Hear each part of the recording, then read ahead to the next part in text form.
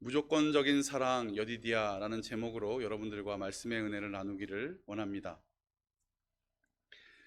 다윗과 밧세바 사이에서 있었던 모든 일이 다 마무리가 되어졌죠. 그리고 14절과 15절은 나단 선지자가 하나님의 심판을 선언하는 것에서 마무리가 됩니다. 14절 혹시 성경을 펴셨다면 14절이 보이실 텐데, 그러나 임금님은 이번 일로 주님의 원수들에게 우리를 비방할 빌미를 주셨으므로 밧세바와 임금님 사이에서 태어난 아들은 죽을 것입니다. 그러므로 사실 이 아이가 죽을 것이라는 것은 이미 다윗도 알고 있었던 터입니다. 그런데 오늘 15절부터 31절 말씀의 순서와 의미는 조금 더 새롭습니다. 자, 15절 보겠습니다.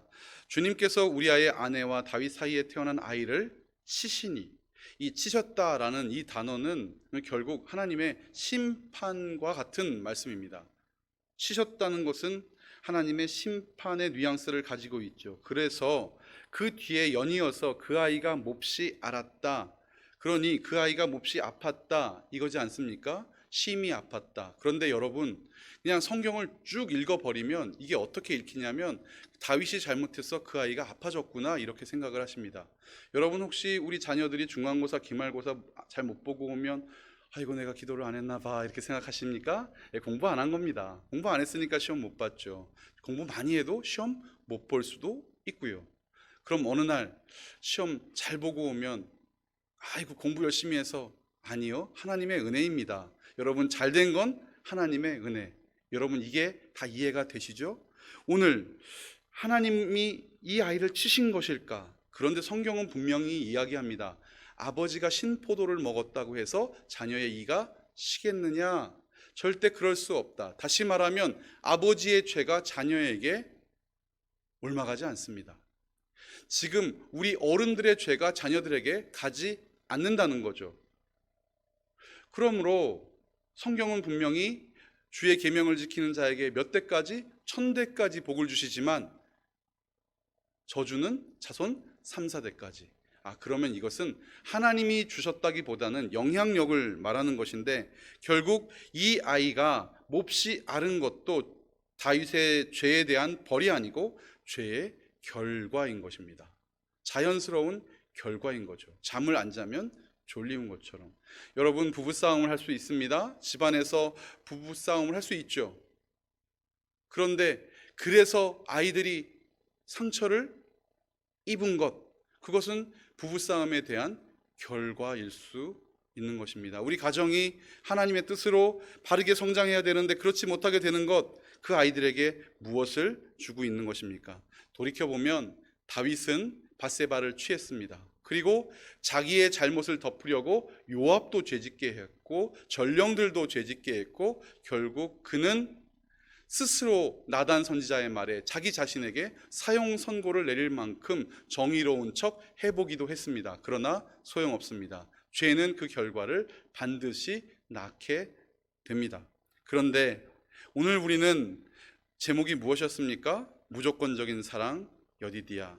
어떻게 여기까지 하나님이 인도하시는지 이 문맥 속에서 발견을 해야겠습니다. 첫 번째, 개인과 공동체에 영향을 주는 죄. 개인과 공동체에 영향을 주는 죄. 여호수아 7장 1절입니다. 여호수아 7장 1절. 이스라엘 자손들이 온전히 바친 물건으로 말미암아 범죄하였으니 이는 유다 지파 세라의 증손 삽디의 손자 갈미의 아들 아간이 온전히 바친 물건을 가졌습니다. 여호와께서 이스라엘 자손에게 진노하시니라. 아멘. 여러분, 이 아간의 범죄로 인하여 결국 여리고에서 대승을 거두었지만 아이성에서 패배하게 됩니다. 그럼 아이성의 패배일까 하나님의 벌일까? 성경은 그렇게 말하지 않습니다.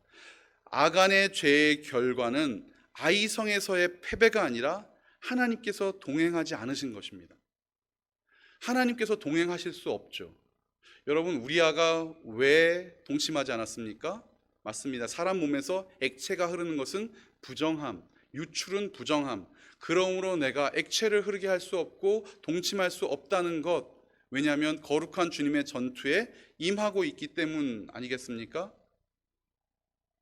함께 하지 않으시면, 하나님이 함께하지 않으시면 승리가 아니고 그들의 승리가 참된 승리가 안 되기 때문입니다.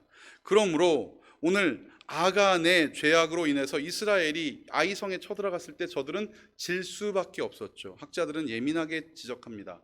하나님께서 출정 명령을 내리지 않으셨다. 그러므로 이 죄가 해결된 다음에 하나님은 출정 명령을 내리시려고 했는데, 여러분, 죄의 결과는 교만이고 그리고 실패로 다가오는 것이죠. 오늘 우리는 어떻습니까? 다윗은 그간의 수많은 죄들을 그 공동체 가운데 뿌렸고 마셨고 먹였습니다. 자, 16절. 그 아이가 아프자 그런데 다윗은 그 어린 아이를 살리려고 하나님께 간절히 기도를 드리면서 금식을 한다고 합니다. 그는 왕궁으로 돌아와서도 밤을 새웠으며 맨 땅에 누워서 잠을 잤다. 왜 그랬을까? 왜 이 아이가 죽을 줄 알면서도 다윗은 금식하며 애통해했을까? 여러 가지 설명이 가능합니다. 그런데 이것은 아빠로서의 혹은 한 인간으로서의 당연한 행동 아니겠습니까? 얼마나 고통스럽겠습니까? 얼마나 마음이 아프겠습니까? 그런데 다윗이 한 행동은 그것 이상이었던 것 같습니다. 밤을 새웠으며 먹지 않았고 맨 땅, 이 맨 땅은 궁전에서의 맨 땅이 아닐 것이라 생각합니다. 성전 바닥일 확률이 높습니다. 맨 땅에서 누워서 잠을 잤습니다. 왜 그랬을까? 17절. 다윗 왕궁에 있는 늙은 신하들이 그에게로 가까이 가서 그를 땅바닥, 이 맨바닥이죠. 땅바닥에서 흙바닥에서 일으켜 세우려고 하였으나 그는 일어나지도 않고 그들과 함께 음식을 먹으려 하지도 않았다.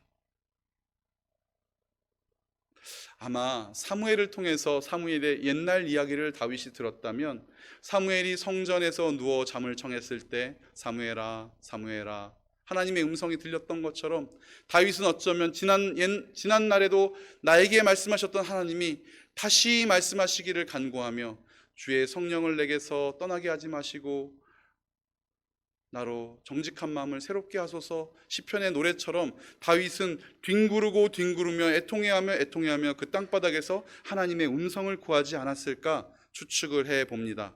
그런데 어찌 됩니까? 18절. 이레 되는 날, 이 이레는 7일입니다. 요즘 아이들은 이레 그러면 잘 사흘, 나흘 이거 잘 표현 못한다 그러더라고요. 이레째 되는 날 7일이죠. 며칠이 안 됐습니까? 8일. 8일은 어떤 날입니까? 이스라엘 백성들이 할례 받는 날입니다. 이스라엘 남자라면 할례 받는 날이에요. 그런데 이 아이가 8일을 채우지 못하고 죽게 되니 이름도 없이 할례도 없이 죽게 돼버린 것입니다. 이 얼마나 슬픈 일입니까? 다윗의 신하들이 알리기가 두려워졌습니다. 정신 나간 사람처럼 막 땅바닥에서 자지를 않나 금식하지 않나 7일이나, 그리고 그가 하나님 앞에 그렇게 있었는데 이거 잘못 말했다가는 어떻게 될까? 저들이 두려웠겠죠. 18절 맨 마지막에 보면 그런 소식은 임금님의 몸에 해로울지도 모르오 이렇게 적혀 있어요. 그런 소식은 임금님 몸에 해로울지도 모르오. 엄청 의역을 한 것입니다. 부드럽게. 사실은 그 뜻이 아니라 임금님이, 그러니까 다윗이 무슨 짓을 할지 모르겠습니다 이거예요. 다윗이 무슨 짓을 할지 모르겠다. 그런데 요게 다른 살짝만 더 한 걸음 나가면 제귀동사를 사용해서 다윗이 스스로 죽을지도 모르겠다, 이 말로 번역된 성경도 있어요. 그러므로 이거는 굉장히 강력한 표현이에요. 소식 잘못 전했다가 임금님 스스로 좀 자기를 어떻게 하면 어떡해, 뭐 이런 걱정이 있을 정도로 다윗은 지금 7일 밤낮을 하나님 앞에 땅바닥에서 먹지도 않고 일어나려고 하지도 않고 뒹굴렀던 것입니다. 자, 그런데 19절. 다윗은 신하들이 서로 수군거리는 것을 보고 아기가 죽은 줄로 짐작하고 신하들에게 묻습니다. 아이가 죽었냐? 신하들이 대답합니다. 죽었습니다. 자, 20절 우리 같이 읽어볼까요? 시작. 그러자 다윗은 땅바닥에서 일어나서 목욕을 하고 몸에 기름을 바르고 옷을 갈아입은 뒤에 성전으로 들어가서 주님께 경배하였다. 그는 왕궁으로 돌아오자 음식을 차려오게 하여서 먹었다. 아멘.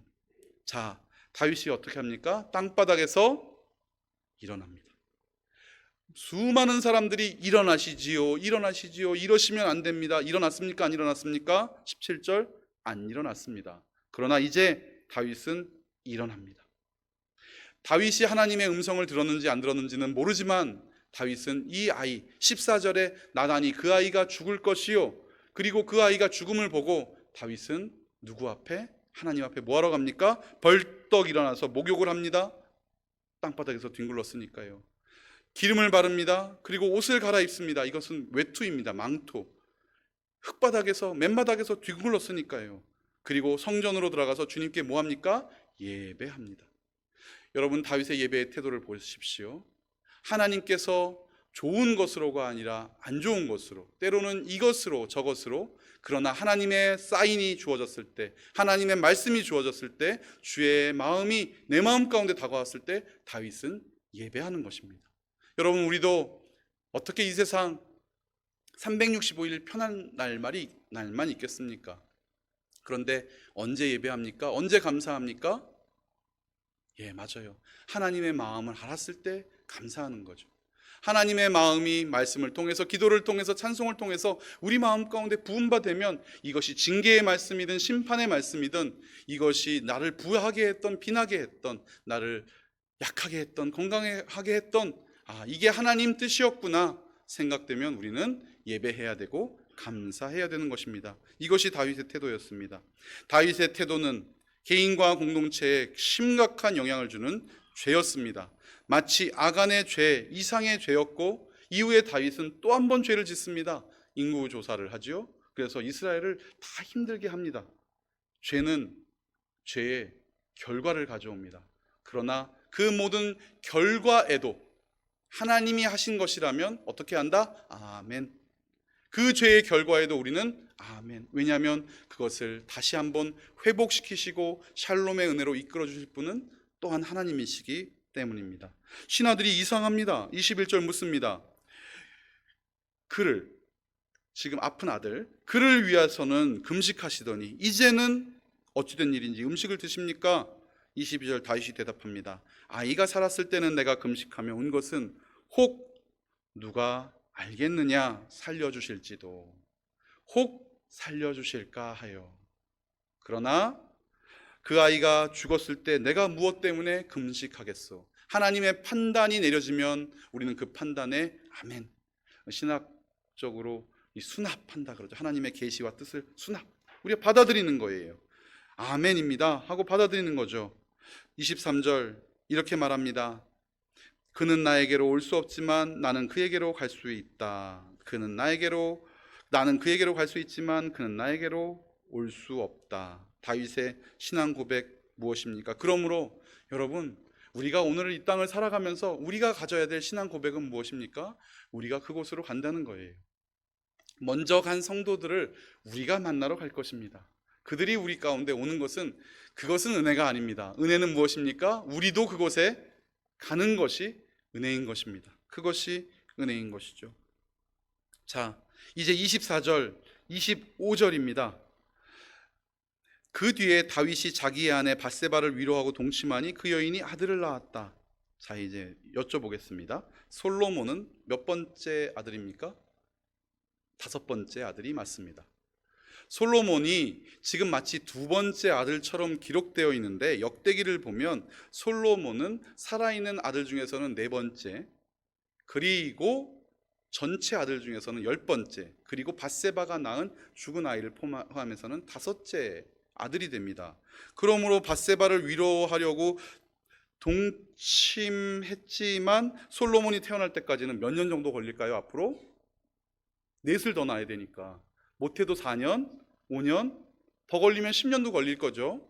그런데 여러분, 참고로 26절부터 나오는 사건은 1년 혹은 2년 뒤의 사건이에요. 그러니 이제 26절부터 다음에 나올 사건이 먼저입니까? 24절, 25절이 먼저입니까?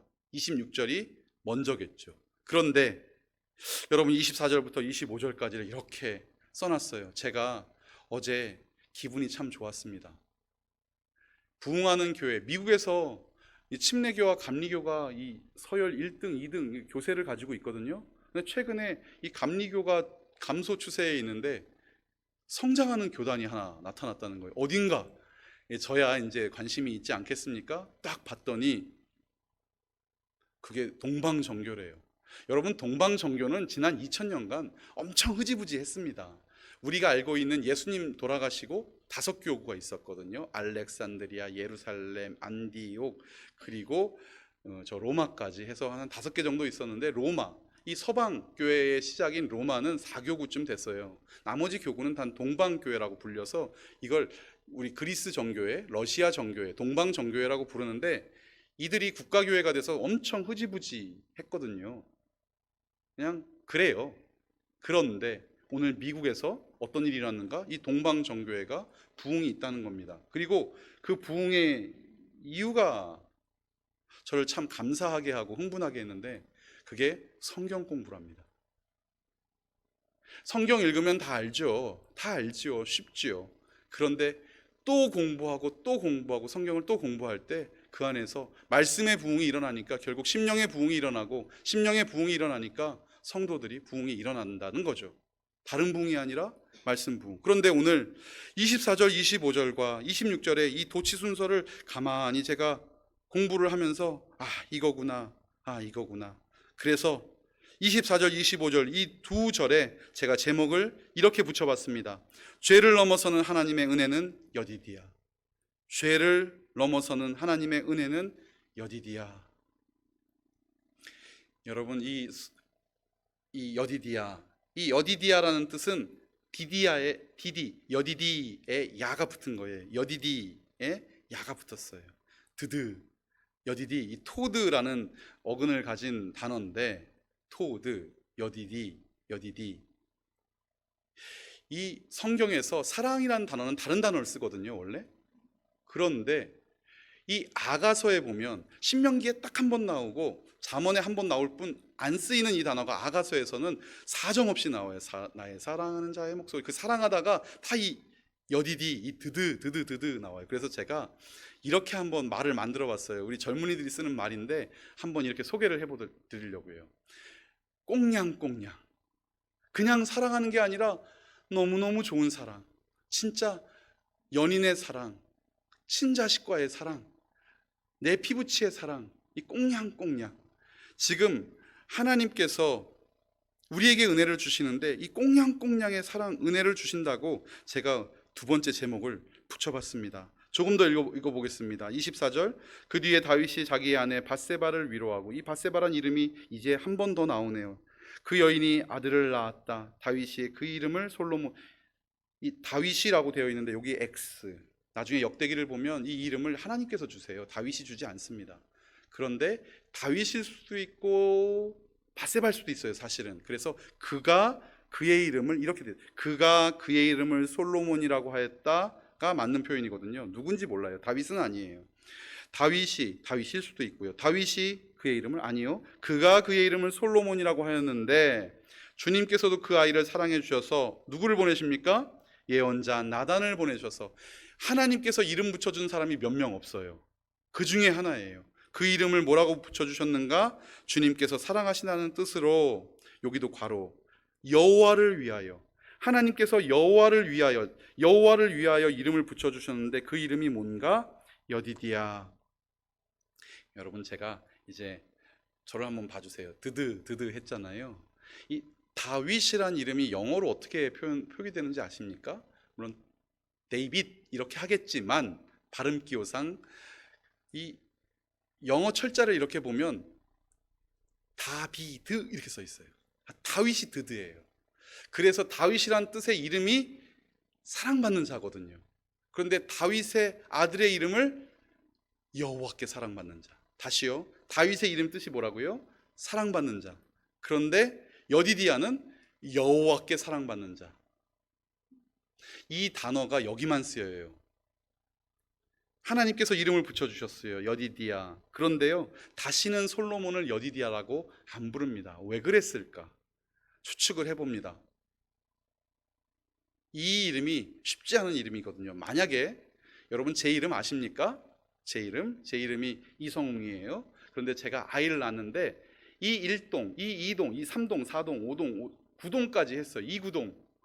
근데 마지막 10번째 아들을 이성웅 2세 이렇게 붙여버린 거예요. 여러분, 그러면 나머지 9 아들이 어떻게 생각할까요? 열 번째 아들은 이 열동 그래야 되는데 이 성웅 2세. 지금 이게 그 얘기인 거예요. 처음 아들부터 쫙 이름을 붙여가는데 갑자기 열 번째 아들 솔로몬이 네 번째, 밧세바의 다섯 번째이며 살아있는 아이의 네 번째, 그래서 열 번째 아들의 이름이 갑자기 다윗의 이름이 포함된 여디디아가 돼버리면 그거 못 살아남습니다. 형제들의 구박을 어떻게 하고 그 정치적 핍박을 다 어떻게 감당하겠습니까? 그래서 그런지 이 이름은 여기서만 딱 쓰이고 표기되지 않습니다. 그러나 여러분, 그 마음에 무엇이 심겨졌습니까? 여호와께 사랑을 받는 자. 여러분, 우리의 이름이 여러분 다 이름 있으시잖아요. 다 이름 있으시잖아요. 지금 이름 부르면 설교에 방해될까 봐 누구. 그런데 우리의 이름 이스라엘. 우리의 정체성 그리스도인. 누가 불러주지는 않지만 그러나 우리의 이름 이스라엘. 하나님께서 대신 싸우시는 민족. 우리의 정체성 그리스도인. 이것은 지울 수 없는 것 아니겠습니까? 솔로몬에게서 무엇이 지워질 수 없습니까? 여디디아는 지워질 수 없는 이름이었던 것입니다. 여호와를 위하여 그의 이름을 여디디아라고 부르셨습니다. 로마서 5장 8절입니다. 우리가 아직 죄인 되었을 때 그리스도께서 우리를 위하여 죽으심으로 하나님께서 우리에 대한 자기의 사랑을 확증하셨느니라. 아멘. 하나님께서는 어떤 분이십니까? 그 다윗의 죽어도 모자랄 만큼 잔혹한 죄에 하나님은 용서를 주셨을 뿐 아니라 그의 자녀에게 다윗의 이름을 포함시킨 이름을 주시며 여디디야, 여호와께 사랑을 받는 자. 여러분, 우리 인생이 그렇지 않습니까? 누구에게 사랑받고 사십니까? 하나님께 사랑을 받고 사십니까? 26절부터 31절까지를 다시 보고 24절로 돌아오겠습니다. 그런데 세 번째, 하나님의 사랑에도 불구하고 왕관을 사랑하는 죄. 하나님의 사랑에도 불구하고 왕관을 사랑하는 죄. 26절입니다. 요압이 암몬 사람의 도성 랍바를 칩니다. 그 통치 수도 왕의 도성을 점령하고서 다윗에게 전령들을 보내서 말합니다. 제가 랍바를 치고 도성으로 들어가는 급수 지역을 점령하였습니다. 그런데 여러분, 이상하지 않으십니까? 지금 누가 누구에게 전령을 보내고 있습니까? 요압이 다윗에게 전령을 보냅니다. 전령을 보내는 것이 마치 권력을 잡은 사람 같습니다. 그리고 28절 우리 같이 읽어볼까요? 시작. 이제 임금님께서 남은 군인들을 불러 모아서 이 도성을 공격할 진을 치시고 이 도성을 직접 점령하시기 바랍니다. 제가 이 도성을 점령하기보다는 임금님께서 이 도성을 점령하셔서 임금님의 이름이 승리자의 이름으로 기록되게 해주시기 바랍니다. 아멘. 와, 이런 부하장수가 어디 있습니까? 다 된 밥에 숟가락만 얹으라고. 누구에게? 다윗에게. 요압이요? 요압이 아니죠. 여러분, 인간에게 이런 면은 있을 수가 없습니다. 이것은 지난 수십 년, 수백 년 동안 잘못 오해되어 온 본문일 수도 있습니다. 요압은 지금 오늘 청유형이죠. 이렇게 해주시기 바랍니다. 아니요, 명령형입니다. 자, 다윗 65km 떨어져 있거든요. 여러분, 여기서 오산이 48km 떨어져 있어요. 오산에서 10km 더 가야 돼요. 거기까지 다윗한테 전령을 야 다윗, 야라고는 안 겠죠. 다윗, 병력을 이끌고 와서 저들을 쳐. 명령형입니다. 지금 누가 누구에게 명령하는 겁니까? 요압이. 무엇을 위해서? 요압을 위해서. 요압은 요압을 위해서 사는 사람입니다. 나중에 보시면 요압은 다윗에게 득될 일을 하는 것이 거의 없습니다. 요압을 갑자기 여기서는 착해졌나 봐? 아니요. 지금 다윗이 요압에게 휘둘리고 있는 것입니다. 다윗이 다윗의 자리에 있지 아니하니 요압이 그 자리에서 전령을 보내며 마치 부하장수 부리듯이 자, 군사를 이끌고 와서 공격할 것. 그러니 여러분, 이 승리는 누가 누구에게 준 승리입니까? 하나님이 다윗에게 주신 승리입니까? 여러분, 요압이 다윗에게 준 승리가 되어버렸어요. 하나님께서 주신 것이 아니라 요압이 주신 게 되어버렸다는 거예요. 임금님은 남은 군인들을 모아서 이 도성을 공격할 진을 치라. 그리고 공격해라. 점령해라. 내 이름으로 있기보다는 임금님의 이름으로 기억되게 해야 되는 것 아니냐? 여러분, 모든 도성은 하나님의 이름으로 기록되어야 되는 것입니다. 다윗의 이름이 아니죠. 참고로 역사적인 문헌을 조사한 학자들이 이런 말을 합니다. 물론 모든 역사적 사실이 다 남아있는 것은 아니지만 암몬 족속의 600년 역사 중에 랍바가 함락된 것은 딱 한 번 있었대요. 그게 바로 이거죠. 그러므로 얼마나 강력한 성이었으며, 그러나 반대로 다윗이 얼마나 강력한 군대를 거느리고 있었습니까? 그 강력한 군대가 지금 요압의 손에 있는 거죠. 29절입니다. 다윗이 모든 군인을 불러 모으고 마치 부하장수처럼 랍바로 갑니다. 그리고 도성을 쳐서 점령합니다.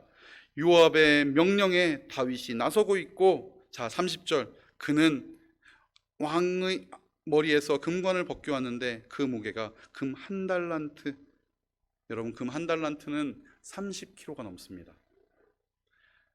3kg만 있어도 어마어마하죠. 3.85g, 한 돈이 얼마 전에 100만 원이었습니다. 요즘엔 내렸겠지만 한 돈, 4g도 안 되는 게 100만 원. 빨리 계산해 보십시오. 10배, 30g이면 얼마나 되겠습니까? 40g이면 네, 1000만 원.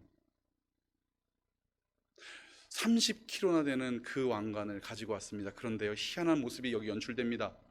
다윗이 이전에는 사무엘하 8장 11절을 보면 다윗은 모든 탈취물을 여호와의 전에 갖다 드렸어요.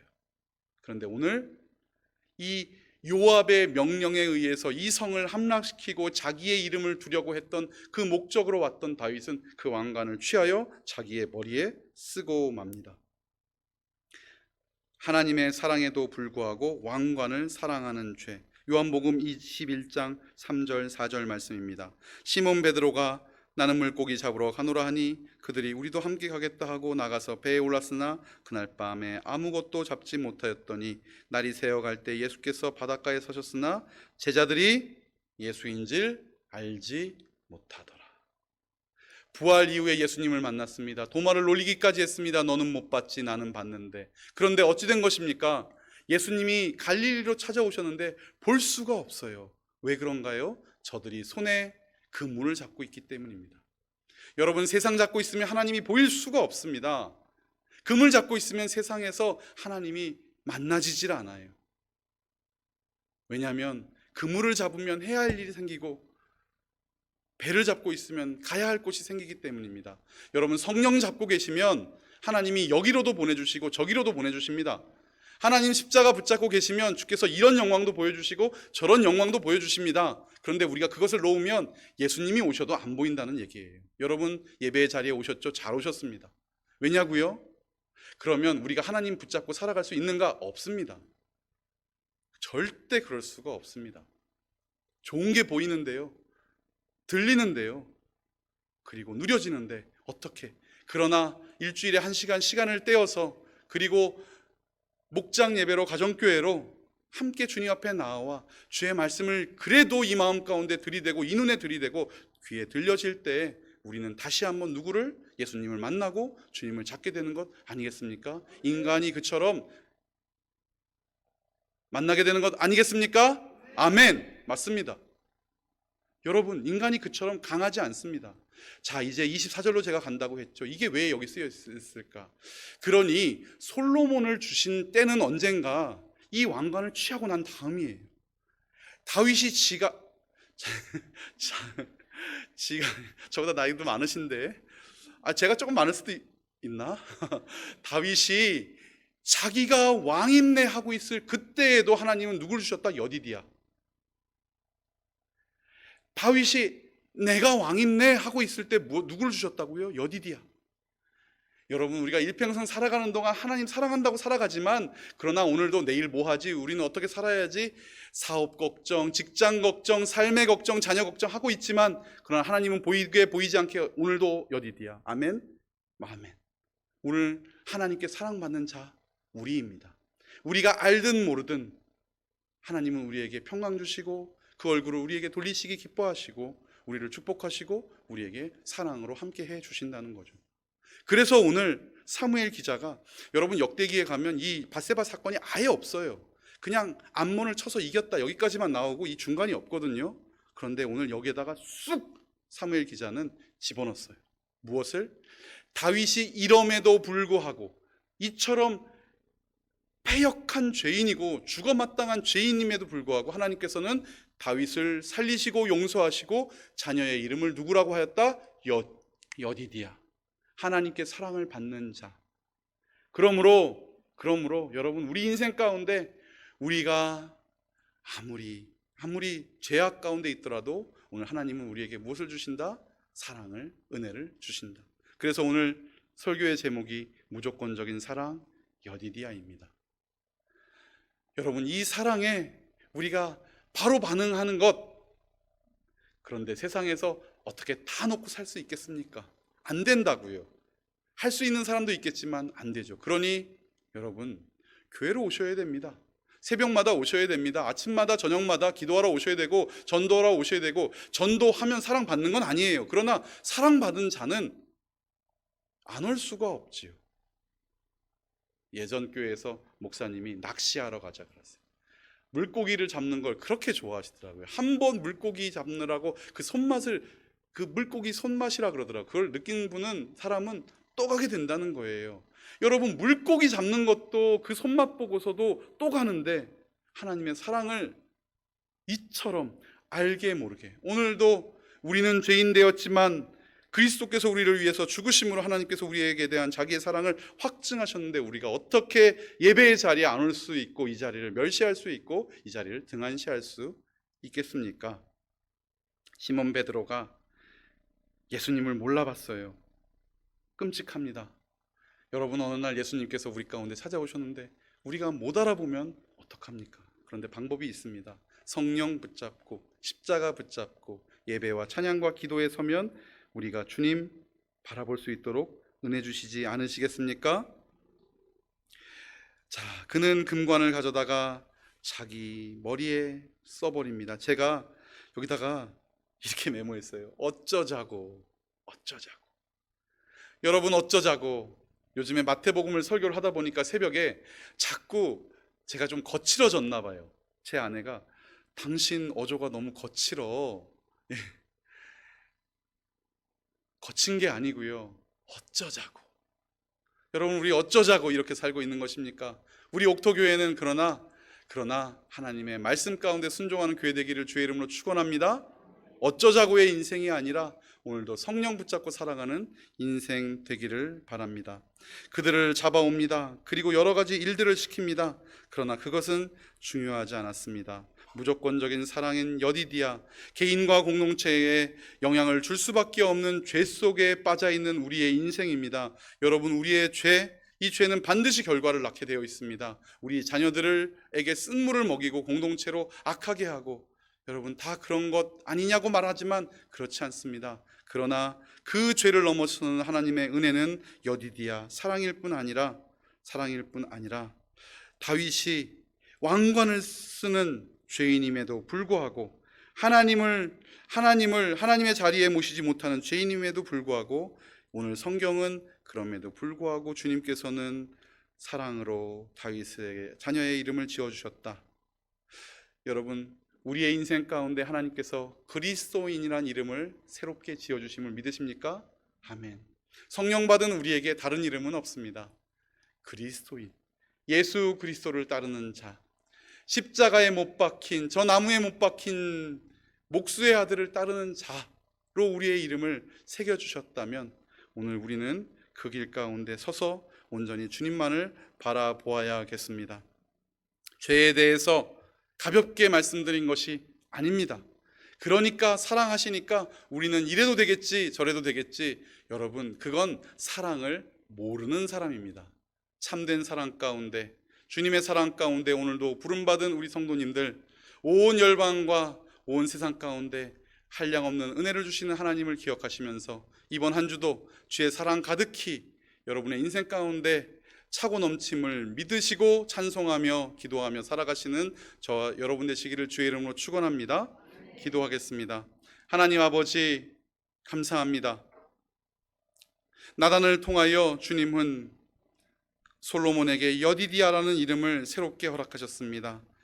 여호와께 사랑받는 자, 주님, 이것이 우리의 이름임을 다시 한번 깨닫게 하시니 감사합니다. 우리 옥토교회가 주님께 사랑받는 교회 되게 하여 주시옵소서. 아니 이미 사랑받는 교회 되게 하셨사오니 주여 그 사랑에 반응하여 하나님의 뜻과 역사를 기쁨으로 감당하는 우리 모두 되게 하여 주시옵소서. 예수님 이름으로 기도합니다.